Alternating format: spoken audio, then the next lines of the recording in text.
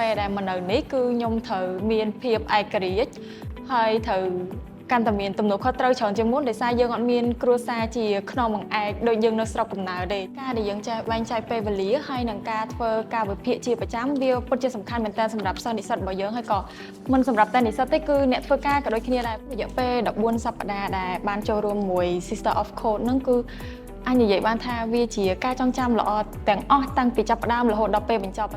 In this interview, we will share the story of a young woman who shows what consistency and determination can achieve. She left her hometown to pursue her dream of studying technology. Along the way, she faced both environmental and emotional challenges, yet her steady effort has helped her overcome them. This interview will be conducted in Khmer with English subtitles provided. Now, it's my pleasure to introduce our special guest, a young woman who moved from Siem Reap to Phnom Penh and is now a senior student in computer science and engineering. Please join me in welcoming the inspiring Chen Kakada. ជំរាបសួរខ្ញុំឈ្មោះឆាមកកដាជានិស្សិតឆ្នាំទី4សិក្សាមកវិទ្យា Computer Science and Engineering នៅសាកលវិទ្យាល័យភូមិន្ទភ្នំពេញហើយមួយវិញទៀតខ្ញុំក៏ធ្លាប់ជាសិស្សម្នាក់នៅក្នុង program របស់ Sister of Code course Web Development and UX UI Design អូខេអរគុណច្រើនកក្កដាដែលចំណាយពេលចូលរួមនៅក្នុងបទសម្ភាសន៍ថ្ងៃហ្នឹងអូខេចឹងចាប់ផ្ដើមជាមួយនឹងសំណួរសាមញ្ញថាតើកក្កដាតាមបងដឹងគឺមកពីសៀមរាបឡើងមកភ្នំពេញដើម្បីបន្តការសិក្សាផ្នែកវិទ្យាសាស្ត្រកុំព្យូទ័រនិងវិស្វកម្មអញ្ចឹងចង់សួរថាតើការមកភ្នំពេញដំបូងហ្នឹងកក្កដាមានអារម្មណ៍យ៉ាងម៉េចដែរចាបងពេលមកដល់ភ្នំពេញដំបូងក៏មានអារម្មណ៍ថារៀងសប្បាយចិត្តហើយក៏រៀងភ័យដែរដោយសារអីនៅទីក្រុងគឺវាថ្មីមែនតើសម្រាប់ខ្ញុំវាខុសប្លែកពីស្រុកកំណើតរបស់ខ្ញុំហើយមួយវិញទៀតពេលដែលមកនៅនេះគឺខ្ញុំត្រូវមានភាពឯករាជ្យហើយត្រូវកាន់តែមានទំនួលខុសត្រូវច្រើនជាងមុនដោយសារយើងអត់មានគ្រួសារជាខ្នងបង្អែកដូចយើងនៅស្រុកកំណើតទេអញ្ចឹងវារៀងពិបាកដែរប៉ុន្តែខ្ញុំគិតថាការឡើងមកនៅទីក្រុងភ្នំពេញហ្នឹងវាក៏ជាឱកាសសម្រាប់ខ្ញុំដែលអាចរៀនសូត្របានច្រើនហើយនឹងអាចធ្វើឲ្យខ្លួនឯងមានភាពរីកចម្រើនជាងមុនដែរបងអូខេអញ្ចឹងបើតាមស្ដាប់កក្កដាទៅគោលបំណងធំបំផុតដែលឡើងពីសៀមរាបមកភ្នំពេញហ្នឹងគឺបន្តការសិក្សាថ្នាក់ឧត្តមសិក្សាមកហើយជ្រើសរើសជំនាញ Computer Science and Engineering ទៀតអញ្ចឹងបងចង់សួរថាតើអ្វីទៅដែលធ្វើឲ្យកក្កដាជ្រើសរើសជំនាញមួយនេះចាបងដោយសារខ្ញុំធ្លាប់ចូលរួមកម្មវិធីមួយដែលតាក់ទងទៅនឹង technology ហើយពេលដែលចូលរួមកម្មវិធីហ្នឹងទៅវាក៏ធ្វើឲ្យខ្ញុំមានចម្ងល់ច្រើនមែនតើតាក់ទងទៅនឹង technology ដែលធ្វើឲ្យខ្ញុំបានទៅស្រាវជ្រាវ research មើលបន្ថែមថាតើ technology វាទូលំទូលាយដល់កម្រិតណាដល់អញ្ចឹងហើយវាក៏ជាកត្តាមួយដែលជំរុញឲ្យខ្ញុំមករៀនខាងផ្នែកនឹងដូចគ្នាដែរបងអូខេចុះសំណួរបន្ទាប់ទៀតថាបើសិនជាត្រឡប់ទៅ4ឆ្នាំមុនវិញដោយសារបងដឹងថាឥឡូវកក្កដាកំពុងសិក្សាឆ្នាំទី4នៅឆ្នាំខាងក្រោយត្រឡប់ទៅ4ឆ្នាំមុនវិញទើបតែប្រឡងបាក់ឌុបហើយតើនឹងជ្រើសរើសជំនាញនឹងទៀតអត់ឬក៏ដូរចិត្តទៅជ្រើសរើសជំនាញផ្សេងចាបងសម្រាប់ខ្ញុំគិតថាខ្ញុំនៅតែជ្រើសរើសជំនាញហ្នឹងដោយសារអីវាជាជំនាញមួយដែលទូលំទូលាយហើយបច្ចេកវិទ្យាក៏វាសំខាន់ដែរនៅក្នុងការរស់នៅរបស់យើងប្រចាំថ្ងៃហើយក៏ដូចជាសង្គមដូចគ្នាអញ្ចឹងខ្ញុំគិតថាការដែលជ្រើសរើសយកជំនាញនេះវាមិនត្រឹមតែអភិវឌ្ឍខ្លួនខ្ញុំទេប៉ុន្តែវាក៏ជាផ្នែកមួយដើម្បីជួយទៅដល់សង្គមយើងដូចគ្នាដែរអញ្ចឹងខ្ញុំនៅតែគិតថាខ្ញុំគួរតែបន្តជ្រើសរើសយកជំនាញនេះដែរវាពិតជាអស្ចារ្យមែនទែនដោយសារតែដូចដែលយើងបានដឹងថាបច្ចុប្បន្ននេះគឺនិស្សិតស្រីខាងផ្នែកវិទ្យាសាស្ត្រកុំព្យូទ័រឬក៏ STEM ហ្នឹងគឺនៅមានកម្រិតនៅឡើយប៉ុន្តែកក្កដាបែរជាជ្រើសរើសនៅក្នុងការរៀនជំនាញដ៏ពិបាកនេះអូខេអញ្ចឹងបន្ទាប់ទៀតចង់សួរតកតងជាមួយនឹងសកម្មភាពក្រៅម៉ោងសិក្សារបស់កក្កដាវិញឆ្នាំទៅនេះគឺកក្កដាបានចូលរួមនៅក្នុងកម្មវិធីបណ្ដុះបណ្ដាលជំនាញការងាររបស់ Sisters of Code នៅក្នុងវគ្គសិក្សា Website Development and UX UI Design ដែលការសិក្សាហ្នឹងគឺមានរយៈពេល14សប្តាហ៍ហើយកម្មវិធីគឺពិតជាគេហៅថា intensive មែនតើដោយសារតែតម្រូវឲ្យសិស្សគឺគាត់ចូលរួមសិក្សាជារៀងរាល់ថ្ងៃអាទិត្យរយៈពេល6ម៉ោងពីម៉ោង8កន្លះព្រឹករហូតដល់ម៉ោង4ល្ងាចអញ្ចឹងមុននឹងមកសម្ភាសកក្កដានៅក្នុងថ្ងៃនេះបងបាន check មើល attendance record ហើយឃើញថា ក្នុងរយៈពេល14សប្តាហ៍ហ្នឹងកក្កដាគាត់អត់មករៀនបានតាមមួយថ្ងៃទេហើយគាត់សុំច្បាប់ទៀតអញ្ចឹងមានន័យថា attendance គាត់គឺសឹងក្បែរ 100%អញ្ចឹងមកចង់សួរថាតើកក្កដាមានវិធីសាស្ត្រយ៉ាងណាដែរនៅក្នុងការរៀបចំពេលវេលាដែលអាចឲ្យយើងរៀនពេញម៉ោងនៅសាកលវិទ្យាល័យហើយអាចឲ្យយើងចូលរួមកម្មវិធីក្រៅម៉ោងសិក្សាបន្ថែមដូច Employment Skills Program របស់ Sister of Code ទៀតចាបងសម្រាប់ខ្ញុំគិតថាការដែលយើងបែងចែកពេលវេលាហើយនឹងការធ្វើការវិភាគជាប្រចាំវាពិតជាសំខាន់មែនតើសម្រាប់សិស្សនិស្សិតរបស់យើងហើយក៏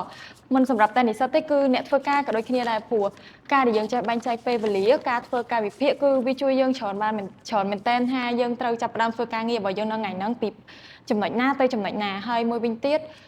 ការធ្វើការវិភាគនេះគឺវាបានជួយខ្ញុំច្រើនក្នុងការកំណត់គោលដៅផ្សេងៗរបស់ខ្ញុំព្រោះវាអាចធ្វើឲ្យខ្ញុំសម្រេចការងាររបស់ខ្ញុំបានលឿនហើយទាន់ពេលវេលាច្រើនអញ្ចឹងខ្ញុំគិតថា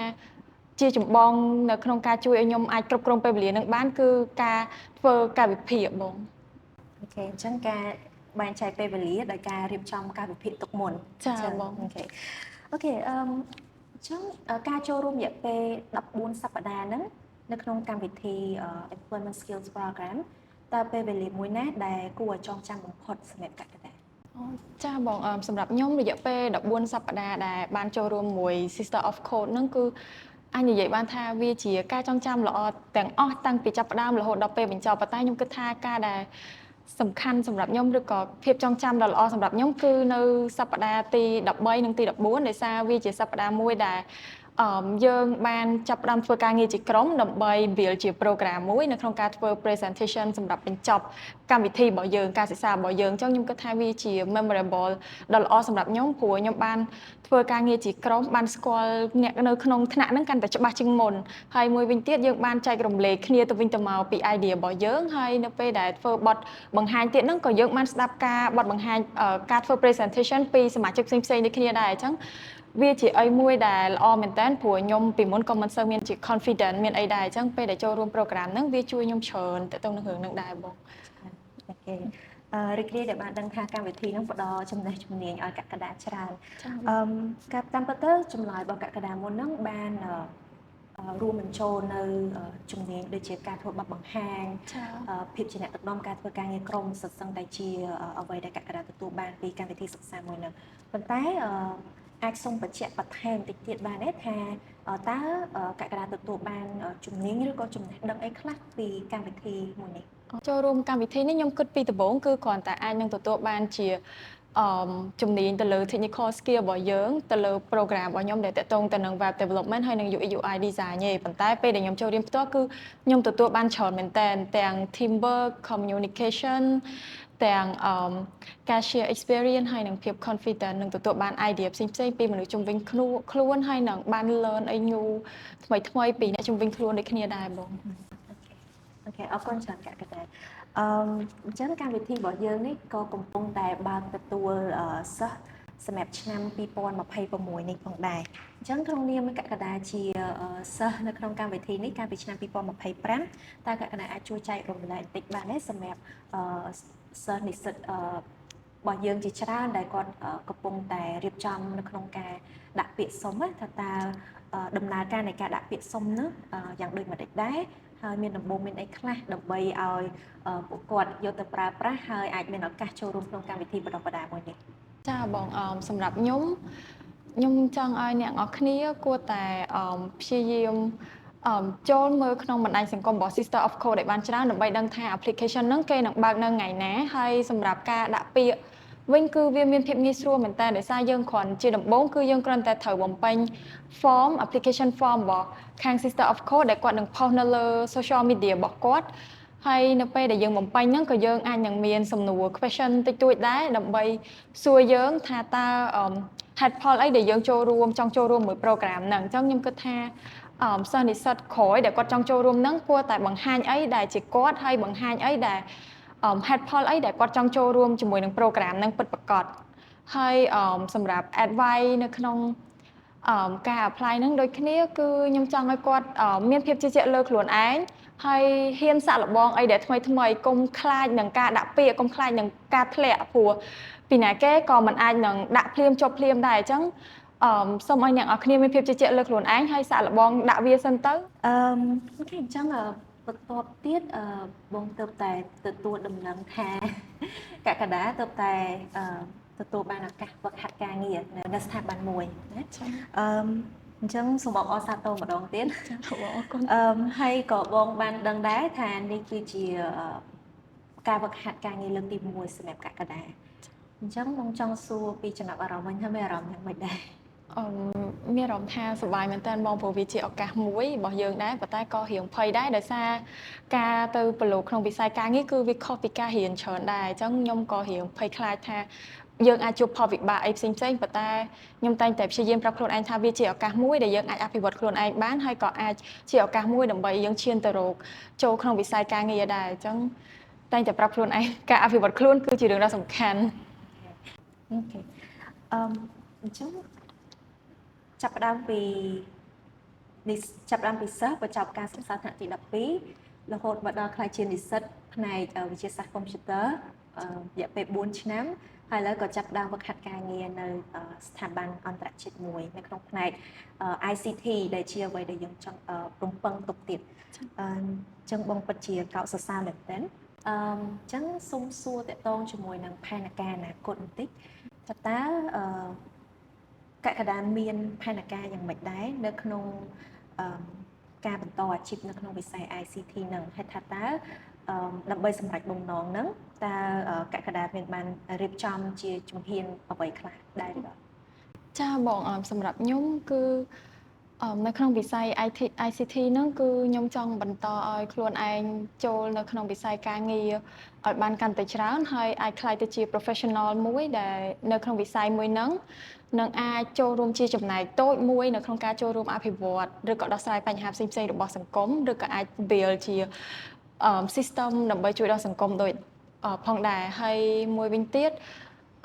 នៅថ្ងៃអនាគតគឺខ្ញុំចង់ឈានជើងចូលទៅកាន់វិស័យអប់រំដោយសារខ្ញុំគិតថាការធ្វើការយើងផ្ដល់បទពិសោធន៍របស់យើងបានតែនៅក្នុងតំបន់មួយហ្នឹងឯងប៉ុន្តែបើសិនជាយើងឈានជើងចូលទៅកាន់វិស័យអប់រំដែលធ្វើជាគ្រូបង្រៀនវាក៏ជាចំណែកមួយដើម្បីជួយដល់ក្មេងជំនាន់ក្រោយឬក៏អាចនិយាយថាជាទំពាំងស្នងឫស្សីដូចគ្នាដែរដោយសារខ្ញុំធ្លាប់មានគោលបំណងថានឹងចូលនៅក្នុងវិស័យអប់រំដើម្បីចែករំលែក experience ឬក៏ចំណេះដឹងដែលខ្ញុំមានតែប៉ុន្មានទៅដល់ក្មេងៗជំនាន់ក្រោយដូចគ្នាអញ្ចឹងវាជាគោលដៅមួយនៅថ្ងៃអនាគតដែរហើយសម្រាប់គោលដៅមួយហ្នឹងខ្ញុំក៏បានរៀបចំជាដំណាក់កាលដូចគ្នាដែរដោយជាដំបូងខ្ញុំនឹងចូលនៅក្នុងវិស័យការងារសិនដើម្បីឲ្យយើងទទួលបាន experience ផ្សេងៗពីវិស័យការងាររបស់យើងហើយបន្ទាប់មកទៀតខ្ញុំនឹងទៅបន្តការសិក្សាបន្ថែមដើម្បីទៅ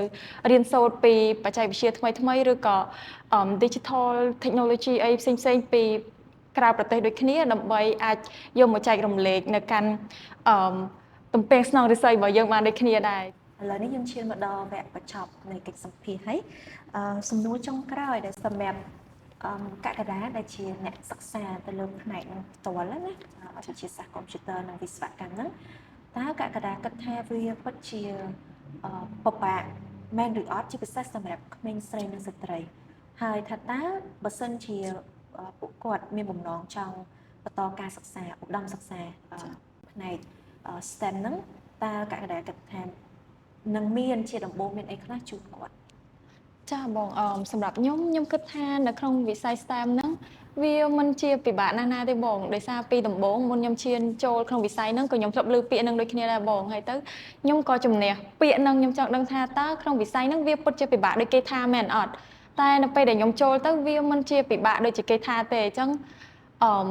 សម្រាប់ខ្ញុំគិតថាមិនថាជាក្មេងប្រុសឬក៏ក្មេងស្រីទេនៅក្នុងវិស័យ STEM ហ្នឹងវាមិនលំបាកដូចពាក្យគេនិយាយហ្មងឯងអញ្ចឹងបើសិនជាយើងចង់ដឹងមែនយើងគួរតែហ៊ានសាកល្បងនៅអីដែល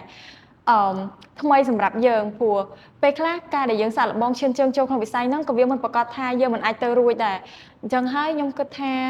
យើងគួរតែហ៊ានសាកល្បងមួយវាហើយនៅក្នុងនាមជានិស្សិតមួយរូបនៅក្នុងវិស័យ STEM នឹងដូចគ្នាខ្ញុំចង់ផ្ដល់ជា advice ដល់អ្នកដែលចង់សាកល្បងចូលវិស័យហ្នឹងគឺគួរតែមានភាពជឿជាក់លើខ្លួនឯងហើយគួរតែហ៊ានសាកល្បងជំនះភាពភ័យខ្លាចហើយនឹងកុំខ្លាចការលំបាកព្រោះពេលខ្លះការលំបាកវាជាមេរៀនដ៏ល្អសម្រាប់ជីវិតយើងវិញឯងអញ្ចឹងខ្ញុំសង្ឃឹមថាអ្នកនរគ្នាគួរតែ ទាញយកចំណាប់អារម្មណ៍មកផ្នែក STEM ឲ្យបានច្រើនព្រោះវាជាផ្នែកមួយដែលល្អមែនតើសម្រាប់សង្គមរបស់យើងហើយវាជាតម្រូវការមួយដូចគ្នាដែរដើម្បីឲ្យមានទំពាំងស្នងឫស្សីខាងផ្នែកនឹងកាន់តែច្រើនដូចគ្នាហ្មងហើយមួយវិញទៀតខ្ញុំគិតថាការចូលរួមនៅក្នុងវិស័យហ្នឹងយើងគួរតែមានភាពអត់ធ្មត់